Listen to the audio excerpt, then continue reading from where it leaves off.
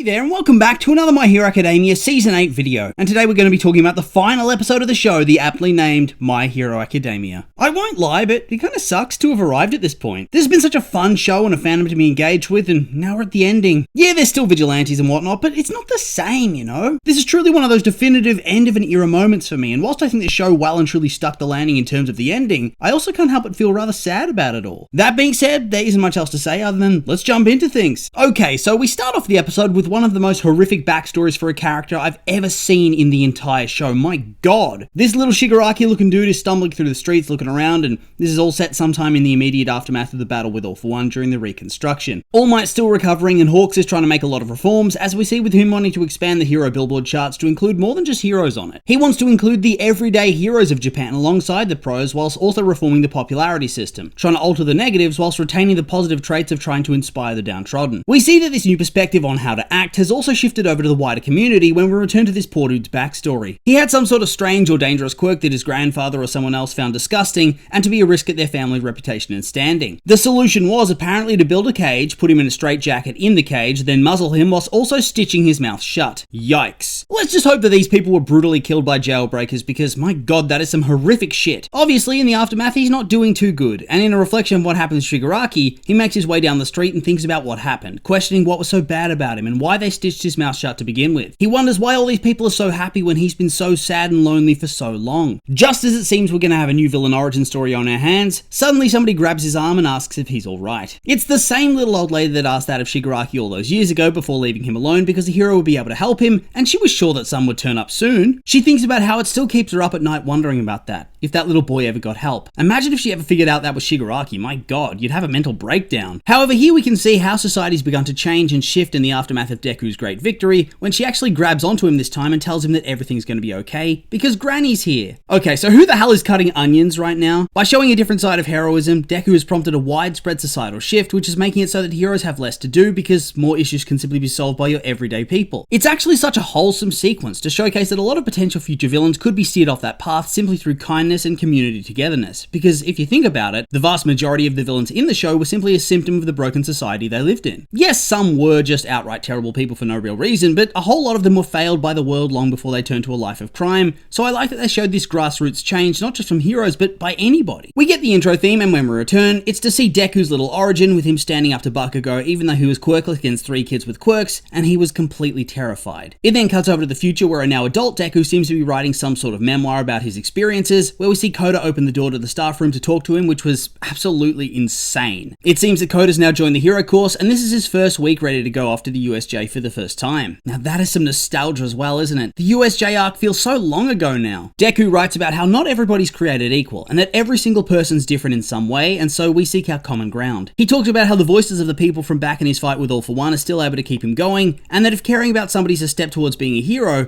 then everybody was the greatest hero that day. That they've all lived through that time knowing that it's never going to come again. Perhaps a little bit pretentious in the writing, but I tell you what, if he ends up publishing that memoir, it's going to blow up, isn't it? I know that he was short-lived, but surely he'd have to be one of the most famous heroes in Japanese history, right? Not as big as All Might, but he'd be up there in the pantheon of all-time greats, you'd have to say. As Deku's narrating, we also get a bunch of clips of some of the aftermath of the battle and the time afterwards. Deku went back to see his mum, which I guess probably means that he started spending more time with her again. His dad is still nowhere in sight, which does make me laugh. I swear that Horikoshi once said that the dad would appear in the story at some point, but I guess that's not happening now, right? I do wonder if he said that with no intention of ever having him appear, if it was just some sort of cut story thread. I know that once upon a time it was popular to say that All For One could be his dad because of the Star Wars references that crop up in the show, but in the end, that's not what happened. We see that somehow Gran Torino survived, and I know I've harped on about that again and again, so I won't go too much into it, but it is ridiculous that he's somehow managing to walk before All Might, who's still in his wheelchair. Mirko's back up and doing hero work, even with one less limb, so she's getting all that height on her jump simply from using one remaining bunny leg, because that is impressive as all hell. Mount Lady's also in this sequence, and she has got to be one of the characters that is the most improved across the story, right? She went from a lazy freeloader type hero to one of the coolest and most important in a lot of big battles, particularly against Gigantomachia. Shoji ends up winning some sort of award, probably due to him being able to stop the Heteromorph battle at the hospital with minimal violence, and show them there's a better path they can follow to a more peaceful future. I think that's probably one of my favourite epilogue moments, to tell you the truth, because it really was one of the most impressive feats and is one of the most important messages. And it was all from a character who up to that point was relatively minor. Over at the hospital/detention facility, we see Endeavor friend Rei are still visiting Darby every day, and that Shirakumo was indeed killed by Bakugo in that final battle, with both his old school friends visiting his grave. Before we jump back into the far future again, we have a few more glimpses at the end of Deku's hero career, which seems to be basically him getting licensed. We see the class running up a hill together, and then also Deku, Sero, Kaminari, and Kirishima trying to cheer on Bakugo as he does a grip strength test. So I'm gonna guess that his arm's still not up to full strength even after an additional 2 years. I mean, it was pretty badly broken, and the doctor wasn't sure he'd even be able to use it again, so it's some pretty good progress in that regard. I also really like the showcase that now Deku's also in that inner circle of Bakugo's close friends at school. It's just such crazy progress in their relationship considering where they started from, and I know that him being super close buds with his childhood bully / abuser rubs some folks the wrong way, but at the same time I think the way it was written did make a lot of sense, and his arc was really well rounded. It's also revealed that around this time Spinner was able to get his book about Shigaraki published, and it's being stocked in bookstores. Even Mr. Compress in prison's able to get a copy. Then it's over to their graduation ceremony where we see them all get diplomas, and Ida, sporting a new haircut, gives his speech. It's a pretty similar sentiment to what we've seen again and again since the ending of the big battle, that they each took each other by the hand, and thus they were able to overcome the dangers they faced. It also seems as if blowing up the stage is a bit of a tradition in UA, as we saw in Mirio's year, but this year Bakugo and Monoma use Explosion to burst out from behind Ida, and I will say this was especially funny. I really loved everybody's reactions to them doing this. The looks on their faces just gave me a good giggle. Finally, we jump forward 8 years back to adult Deku, but we don't catch up with him just yet. Instead, it's over to a school where we see shades of episode 1 playing out, with yet another junior high school class getting ready to apply to various different schools. We see that there's your typical loud bully type character who's super keen to go hero track and who is boastful of his quirk and strength and looks down on the dude with the dots on his hair for having a weak quirk, and that since villains are emerging less and less in this new society, only the best of the best are going to be chosen as heroes from now on. I did like that they included this though, because I think this is the type of thing that would endure a lot longer than just a couple of years. Bullies are going to be bullies no matter where they go. However, I did find it interesting that unlike in Deku's time where it seems that everybody wanted to be a hero, largely due to the impact that All Might had on their world, this new generation has a whole bunch of different idols. We see that one guy wants to be like Hatsume and create support items. One dude wants to be like the doctor that helped Bakugo. And then there's this girl that wants to be like Labrava and Code for a living. It's just cool to see how these important characters have impacted the world overall and how different things have become. After class, we follow this kid who's seemingly having a bit of a crisis, much like Deku did at the start of the show. He thinks about how when he was younger, everybody in his class wanted to be great heroes like All Might, Endeavor, Best Genius, Deku, Dynamite, or Shoto, and I love that they were included in those list of all-time greats as well. He thinks that now, though, he's the only one that's still the same after all this time. The only one that still has the same dream that's never changed, and so he goes where he always goes when he's anxious, to the All Might statue. Meanwhile, we get a little bit of a check-in with some of the members of Deku's old cohort. Shoji still having massive success in helping to find peaceful solutions to a lot of heteromorph discrimination that's particularly prevalent in rural areas, to the point that he's been awarded a Peace Prize for his efforts. That being said, I did like that whilst they said he was having success, the discrimination is still ongoing, because that's the type of thing that isn't going to just go away in a short span of time. It's going to take more than 8 years. We also see that Froppy, Uravity, Ingenium, and Creati, in the wake of significantly decreased villain attacks, have pivoted their roles as heroes to more community engagement, as well as quirk counseling for the youngsters, which is being spearheaded by Uravity, and is apparently the service society needs the most, so clearly she's become a very big deal. Thankfully, we can also see that Momo has somewhat altered her outfit as well. Could you imagine her classic costume at an elementary school? It was also crazy to see older Eri with her friends in this sequence. It's just so insane to see all of it and know it's coming to an end. However, whilst a lot of the class is flying high and having a lot of success overall, at the same time, not everybody's reaching those lofty heights. Bakugo is clearly a hero best suited for combat and action, and he's struggling with his public-facing persona, which is causing his ranking to drop. After all, gone are the days where you can have an Endeavor-type hero who clearly has a very bad personality, but defeats so many villains he managed to retain a super high ranking. With less villains, the flaws in his personality become exposed, and it doesn't seem like he's ever going to be able to change. I liked this too, because it's not what you would have expected. You'd go into it thinking that he would be the top hero, but his hero mindset was always based on the world that existed before,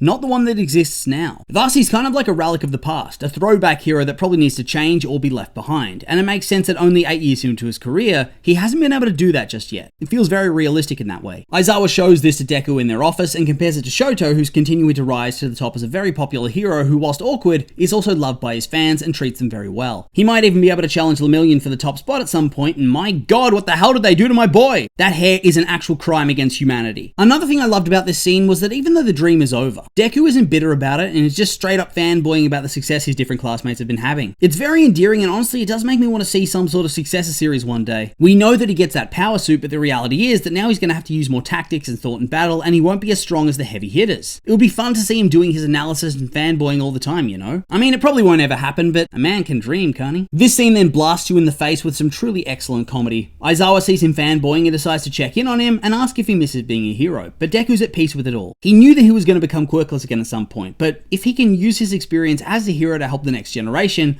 that would be pretty cool. He then asks Aizawa if he thinks he's cool now, and is bluntly told he's not strict enough, which just makes him sad. The cut from him being all awkward and hopeful and eager for praise to being depressed and deadpan was just so good. Aizawa then goes on to explain that everybody that attends UA hero course is pretty much guaranteed to become a pro hero at some point, and thus they have to be strict like he was, so they don't turn out arrogant. Deku goes off to walk home, I guess, and we see another little tidbit of both Hagakure and Tokoyami having their own signature scents being sold in stores. Hagakure, I do get it, but Tokoyami? That did make me laugh. Revelry in the dark.